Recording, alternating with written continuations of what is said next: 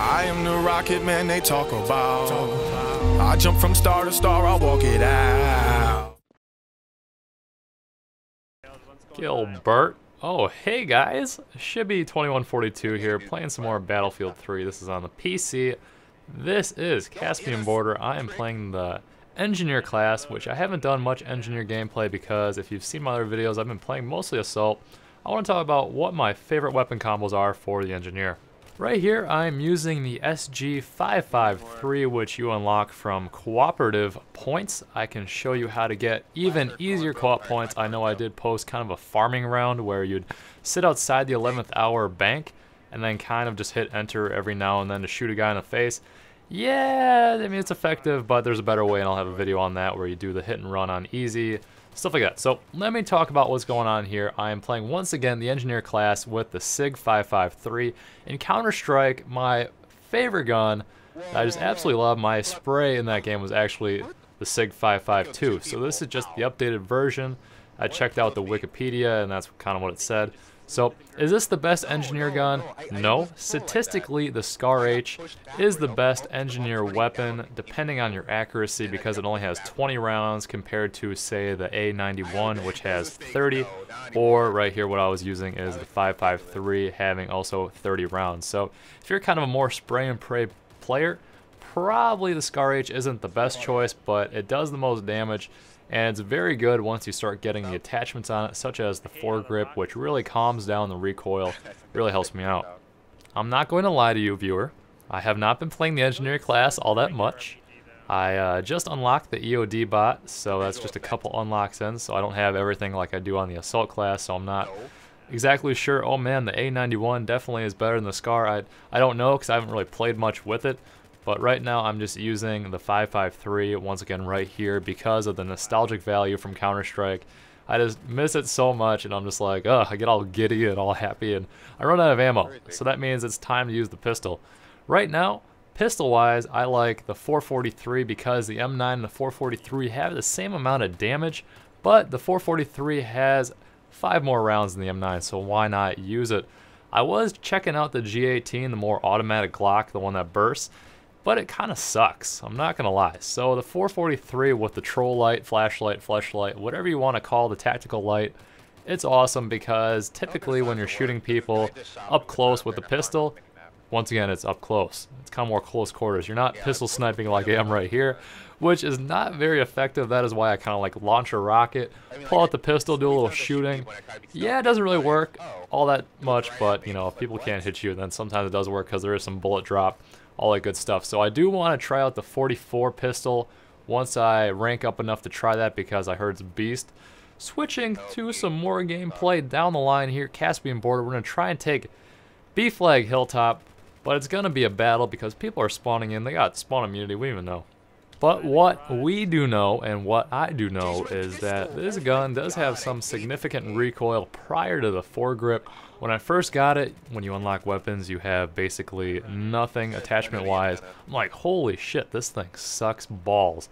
But once you get the red dot sight, which is the first unlock, and the foregrip, and then I think I'm using the tactical light here just because it's pretty boss on everything, I'm not gonna lie. Between the laser sight, I don't really spray and pray that much, but if you do spray and pray a lot from like hip fire, then going with the laser sight is probably a good way to go because I've been told, I haven't really tested or seen statistics, that it lowers your spray cone or something like that. It just tightens your fire area when you're spraying from the hip, something like that. So that's pretty cool, I guess, if that's just what you do. I usually aim down the sights most of the time. I mean, sometimes I don't. So it's not like, Shibs, why did you spray from the hip here? I don't know, because maybe they were close or I got scared or something, I can't tell you.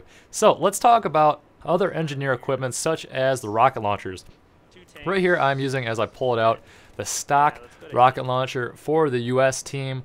The Russian team has the RPG. Those are the two differences. They pretty much act the same though, from my knowledge. And then we get a little transition to more tank gameplay, which if you're going to be using armor, you should be going Engineer because you can jump out and use your repair tool to heal the tank, but Shibby, how you see damage? Well, I'm not seeing much damage here because as Patwa, one of my good friends, is driving the tank like a boss. one option you have as the engineer is to have your rocket launcher or your anti-air or your javelin, stuff like that, but you also have a choice when you have your blowtorch to either do AT mines, so more of an offensive engineer, or maybe defensive, I'm not really sure, but anyways, also EOD bot. So in this clip, I do not have my repair tool equipped, I have AT mines, and I'm saying, Pat, I'm failing you, son, so just do what you can do, I'm going to do what I can do, and I can't jump out and repair, so we're just going to do work. And I think I tested, I'm like, yep, no shit, I have AT mines, I am a complete fail gunner, I'm sorry, Patwa, do not spank me. Or actually, if he did, it doesn't really matter. Holy shit, Lucy, what was that? Wow, Lucy is just going absolutely ape in the background. We're keeping it in the video, because we're doing it live. It doesn't matter.